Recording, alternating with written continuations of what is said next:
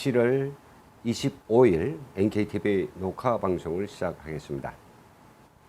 오늘 시간부터 3회에 걸쳐서 영상 칼럼, 친일 프레임의 본질과 독소 제1부 토착 왜구에 대해서 말씀드리겠습니다. 최근 청와대는 집권 이후 벌어진 정치적 실패를 덮고 다음 총선에서도 기필코 승리해보겠다는 일념으로 정치공학적 기초공사에 돌입했습니다. 그 기초공사 중 하나가 바로 친일 프레임입니다. 여기에는 청와대와 정부 여당은 물론이고요, 모름지기 북한 정찰총국의 지령을 받을 법상 싶은 국내의 간첩 또 친북 조직들이 총동원되어 제2의 촛불 민심에 불을 지펴보려고 설쳐되고 있습니다. 그래서 오늘 이 시간에는 문재인 종북 정권이 악용하고 있는 친일 프레임 본질을 파헤치고 그들이 전술 용어로 관해서 뿌려대고 있는 토착 왜구라는 단어의 호구성에 대해서 탈북자의 한 사람으로서 낱낱이 까발려 놓으려고 합니다. 15년 전에 45세의 나이로 남한에 온 저는 남한이 어떠한 정파와 또 지역주의에도 편견을 가지고 있지 않습니다. 따라서 정치적 대립과 갈등 속에서도 저는 오로지 북한 인권, 북한의 독재 청산, 그리고 자유로운 조선을 목표로 활동해 왔을 뿐 어떤 당파적 이해에도 흔들리지 않았습니다. 그런데 현재 우리 사이에 만연하고 있는 반일 감정 부추기의 양상이 제가 북한에서 경험했던 김일성의 항일 투쟁사의 틀거지, 이걸 너무나도 똑같이 따라가는 것에 굉장히 놀랐고요. 또 이 논리를 활용하고 무차별적으로 남한 사회에 확산시키고 있는 정치 세력에 대해서 저는 정말 본능적인 적개심을 느끼지 않을 수 없습니다. 이들이 확산시키고 있는 친일 프레임에는 일본이 조선 지배를 과거 유목민족에 의한 수탈적 침략과 동일시하는 이미지들로 채워져 놓고 친일은 곧 매국이라는 무조건적 논리를 따라가도록 고안된 아주 고차원적 선전 논리가 들어있는 것이 분명합니다. 아시는 것처럼 정교하게 만들어낸 논리와 용어의 속성상 여기에 반복적으로 노출되게 되면 대중은 근거 없는 분노와 적개심을 느끼게 됩니다. 그래서 마침내 정의감을 지닌 존재라면 무조건 일본을 철전지 원수라고 생각하게 되며 일본과의 우호친선을 말하는 자는 그가 누구든 친일파 한마디를 욕처럼 던져줄 수 있는 이 자신에 대해서 뿌듯함을 느끼도록 만들어 놓고 있는 것입니다.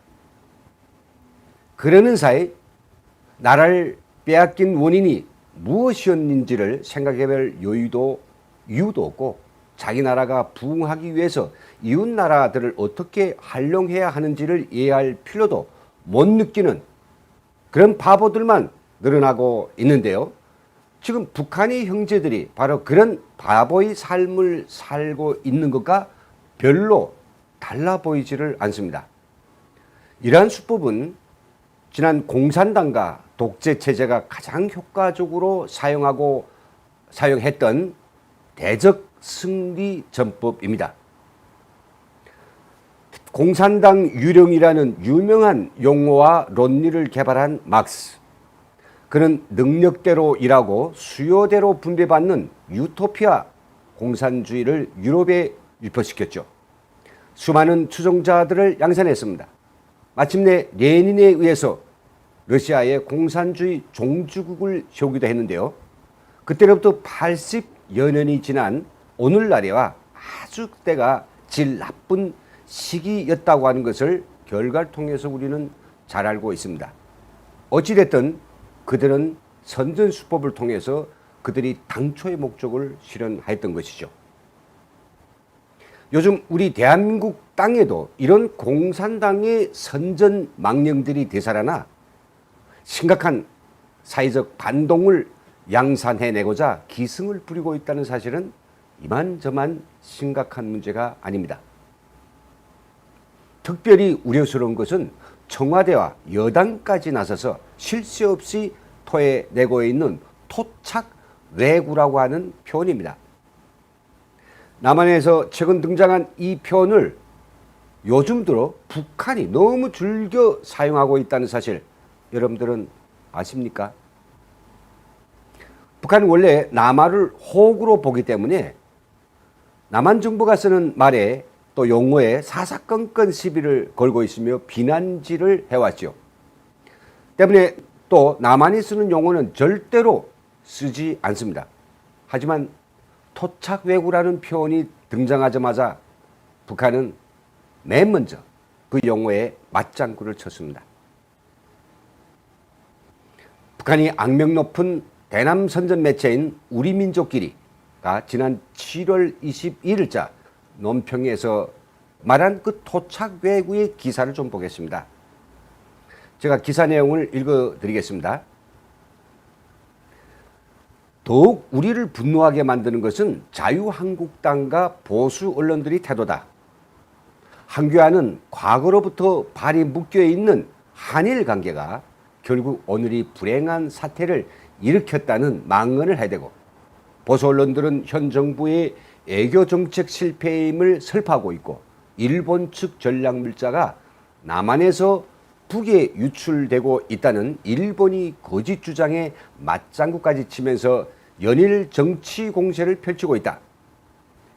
과연 이 자들은 어느 사회 국민들이며 어느 사회 언론인가? 토착외구라고 하는 말은 괜히 나온 것이 아니다. 후한 무치한 자들을 그대로 둔다면 일제히 식민지 범죄사가 정당화되고 모처럼 한반도에 마련된 평화번영의 분위기에 찬물을 끼얹게 된다. 용납 못할 일본이 범죄 행위와 친일 적폐 세력들이 4대 매국 행위를 가만두고 볼 수는 없다. 라고 뇌까렸습니다.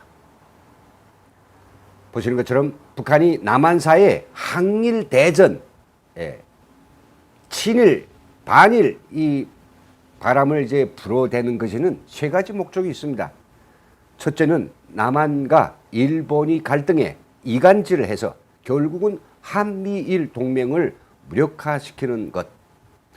두 번째는요, 이참에 자유한국당을 비롯한 우파 보수 세력을 친일 이적 세력으로 매도함으로써 종북 세력의 득세를 이루려는 것. 셋째는요, 북한이 불법적인 전략물자 수입 때문에 발생한 이번 사건이 마치 일본이 오랫동안 준비한 남한의 침략 전략인 것처럼 오도하는 술책인 것입니다. 사실 외놈 또는 외구라고 하는 단어는 대한민국에서 나이가 좀 지긋한 어르신들이 많이 쓰는 건 맞는데 젊은 사람들이 쓴 것은 별로 본 적이 없지만 북한에서는 초등학교 교과서에서부터 언론에 이르기까지 참으로 이 단어를 많이 사용합니다. 그런 측면에서 볼 때 토착외구라는 이 단어의 정서는 바로 북한이 선전적 의도와 딱 들어맞는 것이죠. 그래서 북한도 이 용어가 나오자 맞장구를 바로 치고 나온 것입니다. 그런데 사실 남북한을 두루 살아본 저는 그동안 일본에 대한 남북한의 정서가 분명 차이가 있다는 걸 느꼈고요. 그러나 최근 민노총이 장악한 공중파 언론들이 몰아붙이고 있는 이 논조에서 그 차이가 없어지고 있는 이런 상황을 저는 접하면서 깜짝깜짝 놀라기도 했습니다. 보수 애국 세력이 일본이 경제보복에 대한 이성적 대응과 지혜로운 대처를 주장하고 있는 것에 대해서 친일파 프레임을 씌우는 것도 모자라서 내국노로 몰아가는 작태는 어떤 이유에서도 용납될 수가 없습니다.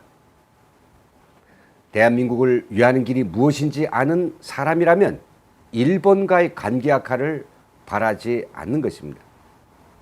더욱이 보수 애국 세력들이 일본과의 우호 친선 관계를 말하는 것이 일본을 위해서는 절대 아니죠. 오롯이 대한민국을 위해서 무엇이 옳은가를 말하는 것이며, 또 그렇다고 해서 이들이 과거 진짜 친일파 인사들이 그랬던 것처럼 자신의 영리를 추구하는 것도 아니라는 것, 이거는 자타가 인정하는 사실이 아닙니까? 그럼에도 불구하고 지금 멀쩡하게 보이는 사람들이 토착 외구도 모자라서 친일파라는 철이 한창 지난 용어까지 동원해서 나라를 걱정하는 사람들을 싸잡아 매도하는 것은 김일성을 우상하기 위해서 가짜 항일 투쟁 경력을 활용해 온 북한식 역사관을 따르는 바보짓일 뿐이며, 진짜 매국 행위라는 사실을 이 시대의 젊은이들은 반드시 깨달아야 할 것입니다. 자기가 못난 것이 모조리 나라 탓이라고 믿는 좌경 빨갱이들이 어느 음습한 장소에 모여서 만들어낸 용어들을 넙죽 받아가지고 마치 자기 생각인 양 나불거리기 전에 제발 그 용어가 뜻하는 목적이 무엇인지를 한 번쯤 생각해 보는 지성을 발휘해 보라고 권하고 싶습니다. 예, 저는 영상 칼럼 친일 프레임의 본질과 독소 제1부 토착 왜곡, 이 시간을 북한이 요즘 우리 사이에 강력하게 종용하고 있는 반일 총력전, 이 슬로건을 읽어드리는 것으로서 마치도록 하겠습니다. 민족이여, 반일, 반자유한국당 투쟁에 그대의 불같은 자존을 맹렬히 폭발시키자. 참 엉터리 없는 이런 구호죠. 시간을 마치겠습니다. 시청해 주신 여러분 감사합니다.